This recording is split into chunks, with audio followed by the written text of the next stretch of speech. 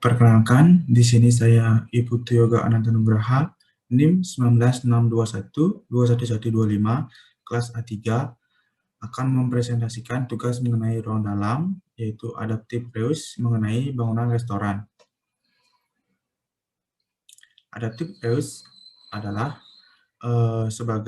didefinisikan sebagai proses estetika yang menyesuaikan bangunan untuk penggunaan baru sambil tetap mempertahankan fitur bersejarahnya. Kemudian ada program ruang.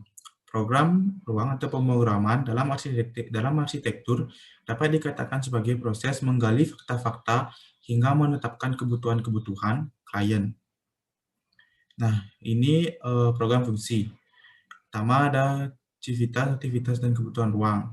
Civitas pengunjung yaitu datang parkir, memesan makanan dan minuman, melakukan transaksi, menunggu pesanan, menikmati pesanan, menuju toilet atau wastafel, menuju parkiran, kembali pulang. Kebutuhan ruangnya yaitu ada parkir, kasir, area makan, front area, toilet, wastafel. Kemudian ada aktivitas dari pengelola restoran. Yang pertama, datang parkir, kemudian mengganti pakaian, membuka gerai, melakukan pengerjaan, istirahat, menggunakan toilet atau wastafel, melanjutkan pekerjaan, mengambil pakaian, menutup gerai, menuju parkiran, dan kembali pulang. Kebutuhan ruang yang dibutuhkan yaitu yang pertama ada area parkir, kemudian kasir, kemudian ada front area makan, toilet, wastafel, gudang, banyak back area, kemudian ada ruang manajemen. Nah, kemudian ada identifikasi ruang. Nah, yang pertama ada jenis ruang dan ruang. Jenis ruang yang pertama ada ruang utama, yang kedua ada ruang penunjang dan ruang pelayanan. Nah, pada ruang utama terdapat area makan, kemudian ada ruang penunjang yaitu ruang manajemen, taman, parkiran, gudang, rest area, bar, spot, foto, dan stage, dan ruang cleaning service. Kemudian ruang pelayanan yaitu ada kasir, dapur, toilet, dan wastafel.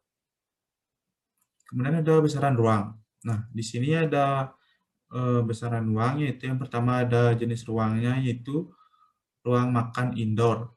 Besaran ruangnya itu 86 meter persegi, kemudian ada dapur, besaran ruangnya itu 24 meter persegi, ada toilet, besaran ruangnya 10 meter persegi, ada gudang, besaran ruangnya 6 meter persegi, ada kelima ada manajemen operasional, besaran ruangnya 9 meter persegi, kemudian ada rest area, besaran ruangnya 55 meter persegi, kemudian ada ruang cleaning service, besarannya 12 meter persegi. Kemudian di sini ada konsep yang bertemakan tropis kontemporer. Nah, jadi di sini saya menggunakan konsep yang bertemakan tropis kontemporer karena menurut saya tema ini sangatlah cocok digunakan pada restoran zaman sekarang ini karena mengandung unsur modernnya. Di sini di sebelah kanan terdapat contoh referensi beberapa restoran yang saya ambil. Ini merupakan tema ataupun konsep restoran tropis kontemporer yang saya cari di Pinterest. Nah, kemudian ada studi kasus. Di sini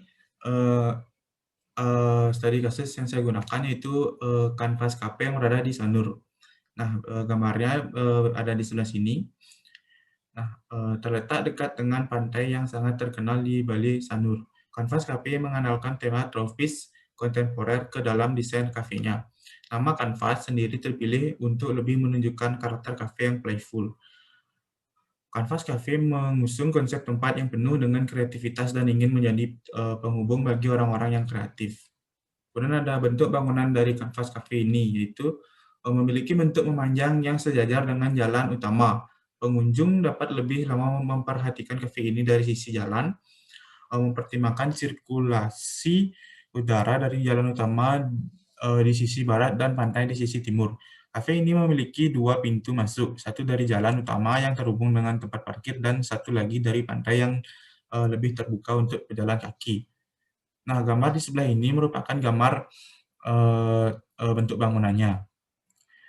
Kemudian ada dinding roster yang di playful. Dengan tujuan meningkatkan karakter playful pada bangunan, kanvas kafe menggunakan dinding raster pada bagian fasad bangunan sekaligus sebagai pembatas untuk area publik dan semi-private. Dinding pembatas ini dibuat dari batu lava berlapis mortir yang dipasang dengan cara yang playful dan tidak biasa, yang tujuannya agar tidak terlihat masif, cukup ramah, dan tidak menghalangi pandangan ke dalam bangunan.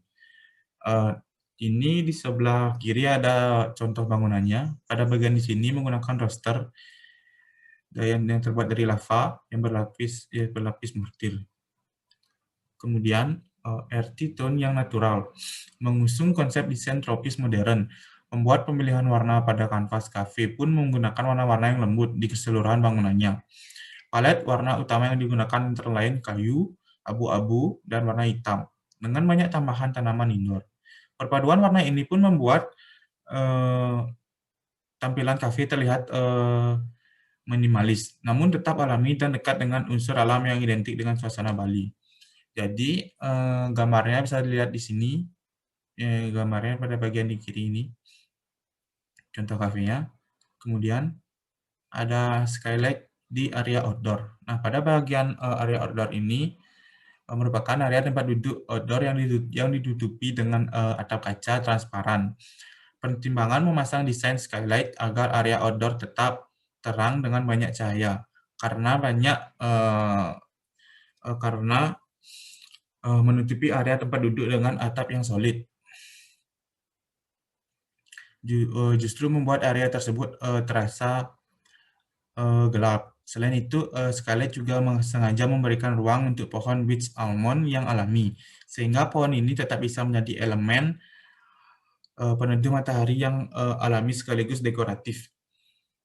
Kemudian ada pitch ceiling untuk area indoor yang kecil.